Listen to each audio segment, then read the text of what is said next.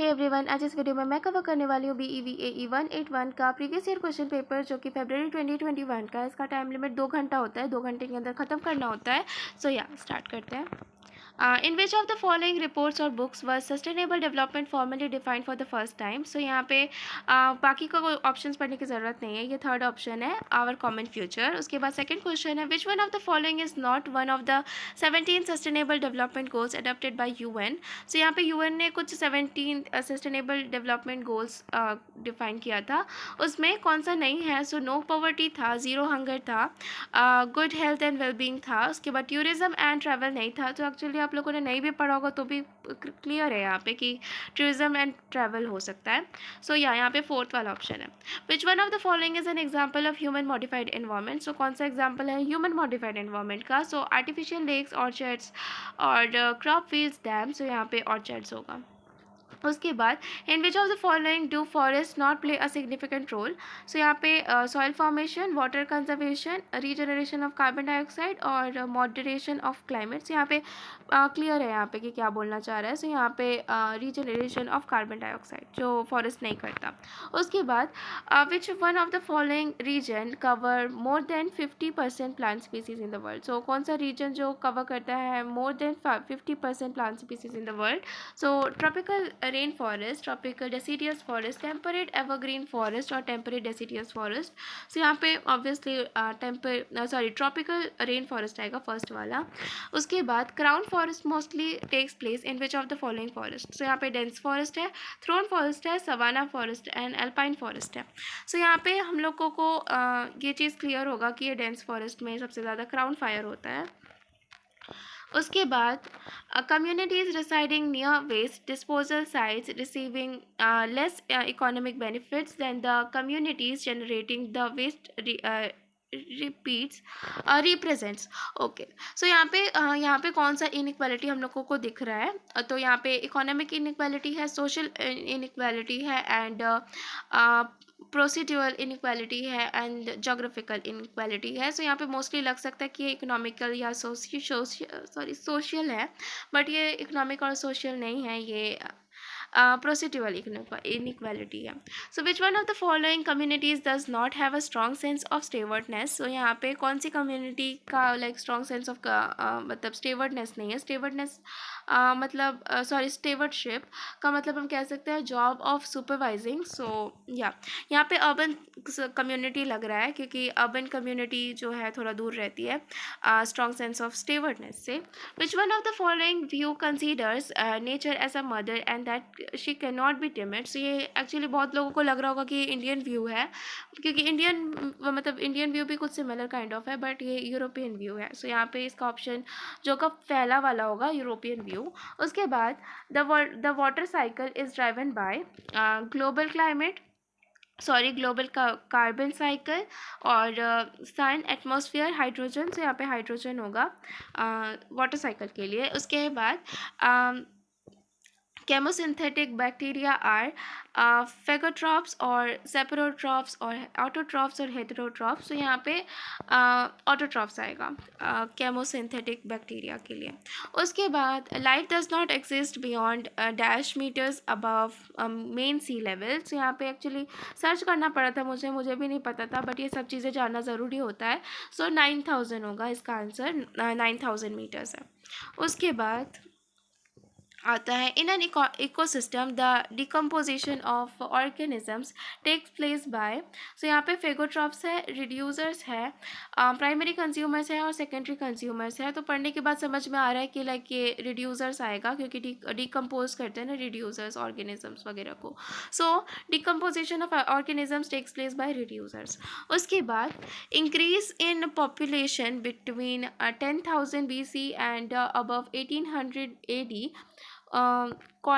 coincided with the growth in agriculture, industrial revolution, large scale immigration and decrease in death rate। so यहाँ पे बहुत कुछ लग सकता है, बट एक्चुअली ये है ग्रोथ इन एग्रीकल्चर। उसके बाद during the 14th century more than half the population of Europe and Asia was killed due to bubonic प्लीक या फिर मलेरिया, द ग्रेट फायर या फिर द ग्रेट अर्थक्वेक। सो यहाँ पे बहुत कुछ लग सकता है अगेन, बट यहाँ पे ब्यूबोनिक प्लीक आ सकता है। आई थिंक मैं इसको गलत प्रोनाउंस कर रही हूँ, पर ये वाला ऑप्शन है। उसके बाद which one of the following is not a genetic disease. So कौन सा वाला जेनेटिक डिजीज़ नहीं है? सो हेमोफीलिया, सॉरी मैं कुछ भी गलत पढ़ सकती हूँ, पर haemophilia, sickle call anaemia, malaria और थैलेसेमिया। सो ये मैं इस चीज़ में ख़राब हूँ, तो यहाँ पे इसका ऑप्शन मलेरिया होगा, जो एक जेनेटिक डिजीज़ नहीं है। उसके बाद यहाँ पे मैच द फॉलोइंग है। उसके बाद match the type of environmental influences with their respective category. So यहाँ पे इस साइड में एनवायरमेंटल इश्यूज़ है, इन्फ्लुएंस है, एंड इस साइड में कैटेगरीज़ है। सो देख लेते हैं, 2 बन जाएगा ना तो सारा सही हो जाएगा। तो यहाँ पे पॉइजन जो है वो केमिकल है, सो यहाँ पे सेकंड या फोर्थ में से कुछ भी ऑप्शन हो सकता है। उसके बाद नॉइस जो है वो फिजिकल है, सो यहाँ पे समझ में आ गया कि सेकंड वाला है। उसके बाद सेकंड ऑप्शन है। उसके बाद ओवर क्राउडिंग आएगा, सेकेंड वाला सोशियोलॉजिकल। उसके बाद एलर्जेंस जो है वो बायोलॉजिकल में आएगा, जो कि मेरे को एलर्जेंस नहीं पता था, पर फिर भी मुझे समझ में आएगा कि सारा का सारा मैच कर रहा है, तो ये वाला भी यही वाला होगा। सो एक्चुअली 1-2 बनने से हो जाता है। उसके बाद इसका ऑप्शन होगा सेकेंड वाला, इसका सेकेंड वाला ऑप्शन सही है। उसके बाद इन a coniferous forest, the soil is rich in material nutrients, acidic and material deficient or basic and material deficient, या फिर moderately basic and rich in material nutrients। सो यहाँ पे बहुत कुछ लग सकता है अगेन, बट यहाँ पे acidic and mineral deficient होगा। उसके बाद the organisms which are attached to stems and leaves of rooted plants are known as। सो यहाँ पे जो भी चीज़ अटैच्ड होती है, लाइक जो भी ऑर्गेनिज्म अटैच होता है स्टेम्स और लीव्स या फिर रूट से, stems and leaves of roots of the plant are known as। यहाँ पे न्यूस्टर्न और प्लैंकटन और पेरिफेटर्न और नेक्टर्न। सो यहाँ पे पेरिफेटर्न लग रहा है मेरे को, सो ये हो सकता है थर्ड वाला ऑप्शन मे बी, बट मुझे ये लगता है। उसके बाद in an ocean the zone showing the maximum variability in terms of temperature, light, salinity and moisture is. So यहाँ पे बहुत कुछ है, बट यहाँ पे littoral zone, pelagic zone, genetic zone और बेनेटिक जोन और नेरिटिक जोन। से यहाँ पे एक्चुअली मैं इसको सर्च करके देखना पड़ा था, बट ये है फर्स्ट ऑप्शन लिटोरल जोन। से यहाँ पे बहुत कुछ मैं ना प्रोनाउंसिएशन गलत कर रही हूँ, पर यहाँ पे मैं ऑप्शन सही बोल रही हूँ, सो ये लिटोरल जोन है। उसके बाद मुझे प्रोनाउंसिएशन का प्रॉब्लम है। उसके बाद an estuary in is a transitional zone representing. So यहाँ पे कौन सा वाला ऑप्शन होगा? The vast area of saline water, the large number of organisms, the great productivity built on a large base और unique ecological features and biotic communities. So यहाँ पे मुझे यूनिक इकोनॉमिकल एक सेकेंड, हाँ, unique economical figures and biotic communities ये वाला लग रहा है, तो फोर्थ वाला ऑप्शन इसका सही होगा। उसके बाद which one of the following is a major cause of deforestation. So कौन सा मेजर कॉज है डिफॉरेस्टेशन के लिए? Forest fire, construction of dams, shifting, cultivation, mining. से यहाँ पे फॉरेस्ट फायर है जो मेजर कॉज है डिफॉरेस्टेशन का। उसके बाद passenger penguin is the perfect example of loss of species due to। सो यहाँ पे एक्चुअली सबको ये वाला पता होगा कि लाइक ये हैबिटेट डिस्ट्रक्शन का है। सो यहाँ मेरे को बाकी ऑप्शन पढ़ने की ज़रूरत नहीं है, ये एग्जाम्पल है loss of species due to habitat destruction. उसके बाद आता है the weed which cause enormous damage in fish and rice crop is.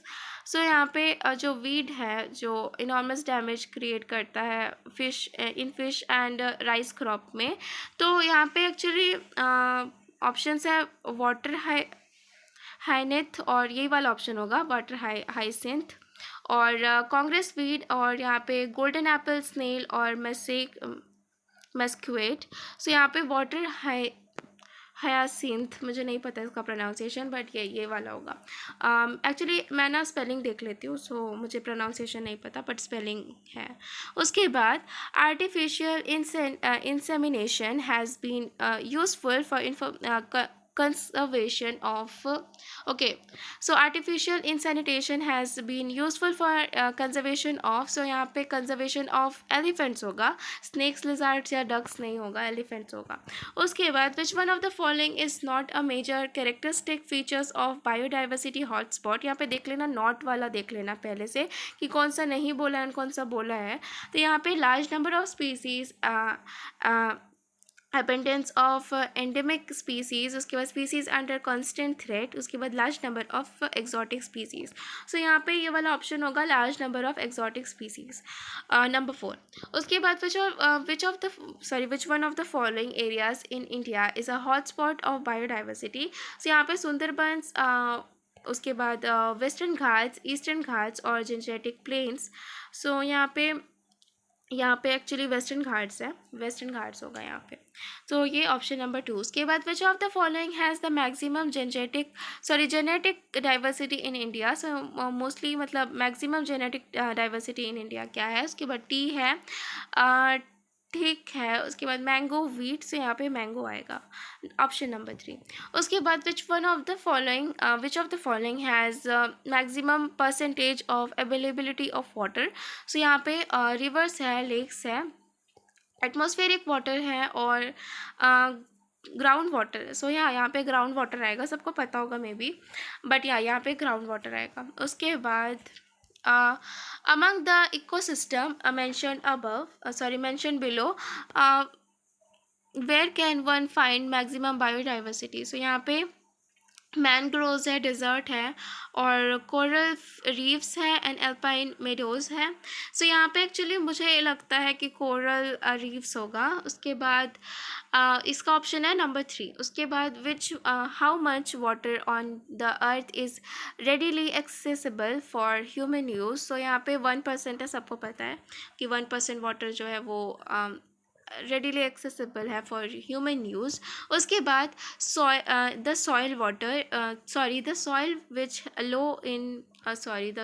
which is low in organic matter and has low fertility in India is red soil with loamy texture and dry composition.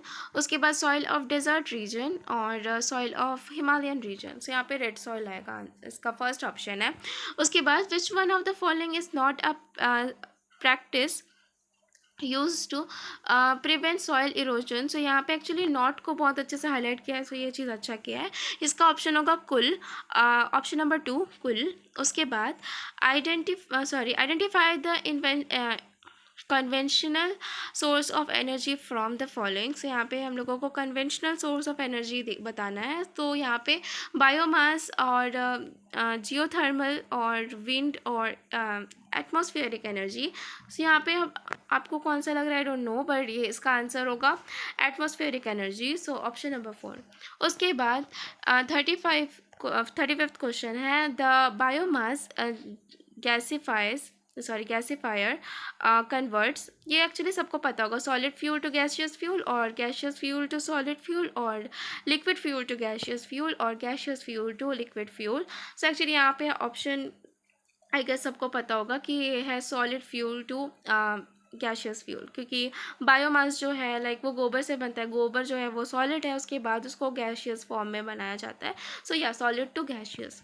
उसके बाद उसका option 1 होगा, number 1 option. उसके बाद 36th question है, the most suitable fuel for fuel cell is. So यहाँ पे water, nitrogen, hydrogen और कार्बन डाइऑक्साइड।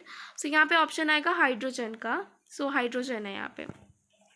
उसके बाद the biophysical carrying capacity is that population that can be supported by the resources of the planet that at a given level of technology. So यहाँ पे the biophysical carrying capacity is the minimum the minimum population that can be supported by the resource of a planet at a given level of technology. हाँ, यहाँ पे the minimum आएगा, उसका मतलब option number 1.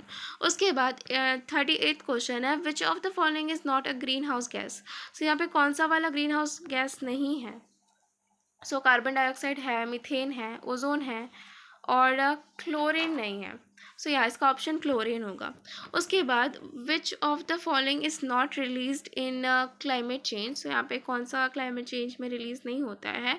So UNFCC and IPCC and Kyoto protocol या फिर Montreal protocol. So I guess ये Montreal protocol है. या ऑप्शन नंबर 4 है उसका. एंड उसके बाद 40th क्वेश्चन है, ozone layer. The ozone layer is present in which of the following range of the atmosphere. So यहाँ पे जो ओजोन लेयर है वो किस वाले रेंज में एटमॉस्फेयर के प्रेजेंट है. सो यहाँ पे इसको मुझे सर्च करना पड़ता है, बट इट्स 15 to 50 किलोमीटर्स. उसके बाद आता है 41th question, the pH of rainfall was measured to be and as per the following at 4 places A, B, C and D. Which place has the acid deposition. So यहाँ पे कौन से वाले में आएगा. सो यहाँ पे एक्चुअली A है 5.5 वाला, ऑप्शन नंबर 1. उसके बाद which of the following chemicals is responsible for ozone depletion. So कौन सा वाला लेयर मतलब कौन सा वाला chemical is responsible for ozone depletion. सबको पता है CFC क्लोरोफ्लोरोकार्बन. तो इसका ऑप्शन नंबर 3 होगा. एंड उसके बाद which one of the following animals excretes very concentrated urine. So यहाँ पे एक्चुअली जो एनिमल डेजर्ट में रहता है, बहुत ज़्यादा ड्राई है एंड बहुत गर्म है, मतलब पानी बहुत कम है. So actually camel, garden lizard और क्या है नॉक्चुरल रोडेंट और स्नेक्स. यहाँ पे क्लियर है कि यहाँ पे कैमल आएगा. उसके बाद which of the following is an example of non point source of pollution. So यहाँ पे run off from agricultural fields और emission from a power plant or discharge of effluent wastewater from a factory or municipal wastewater discharge in a river. So यहाँ पे 44th question का answer है option 1 run off from agricultural fields. उसके बाद when was the air preservation and control of pollution act enacted. So the air prevention and control of pollution act जो enact हुआ था वो है 1981. so इसका ऑप्शन 3 होगा.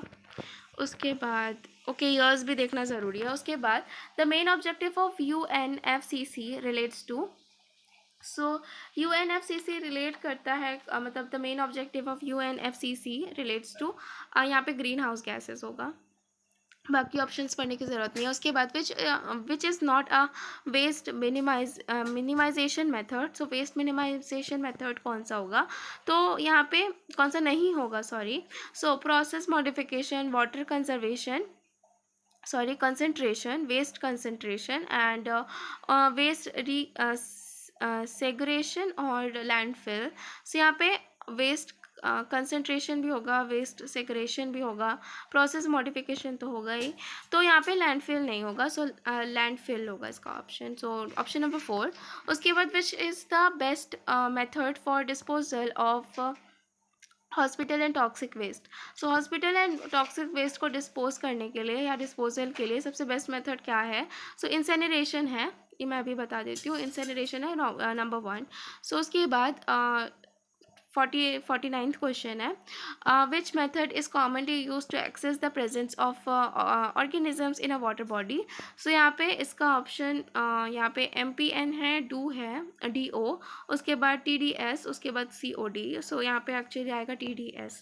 उसके बाद NBA has been set up under the wildlife protection act, the forest conservation act, the biological diversity act and the environment protection act.